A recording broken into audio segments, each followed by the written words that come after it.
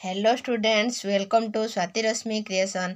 आज आम पंचम श्रेणी परिवेश विज्ञान बहिर त्रयोदश अध्याय आवर्जनार निष्कासन और सदुपयोगर अभ्यास करिबा।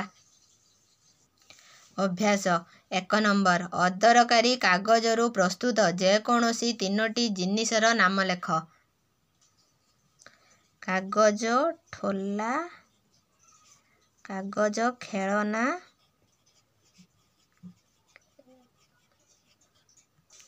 अदरकारी कागजरू आमे कागज ठोला, विभिन्न प्रकार कागजर खेलना बा मुखा और कागजर पुनः प्रस्तुति माने अदरकारी कागजरू पुणी थरे कागज प्रस्तुति करा जाई पारे।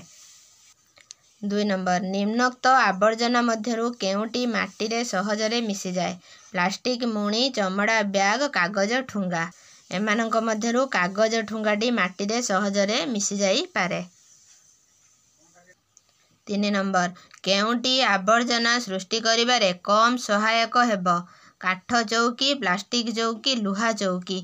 लुहा चौकी आवर्जना कम सृष्टि करिबारे सहायक हेबो। 4 नंबर आवर्जना निष्कासन न कले की असुविधा हेबो। आवर्जना निष्कासन न कले ताहा जमी रहिबो, सेथिरे नाना प्रकार रोग जीवाणु यथा मशा, माछी इत्यादि वंशवृद्धि करती।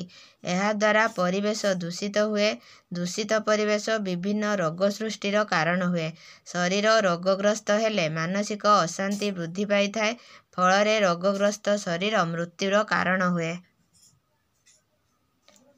5 नंबर पौरांचल रे आवर्जना निष्कासन पाई की व्यवस्था करा जाउछि।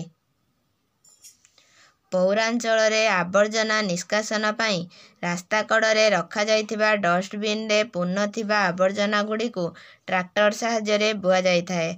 पौरांचल रे नियुक्त सफेई कर्मचारी माने रास्ता कड़रू आवर्जना गुडी को सफा करती। पौरांचल रे पौर संस्था पक्षरु आवर्जना कुंडरू आवर्जना संग्रह करी दूर स्थान को नहीं जमा करा जाए। आवर्जना सुखी गले पोड़ी दिया जाए।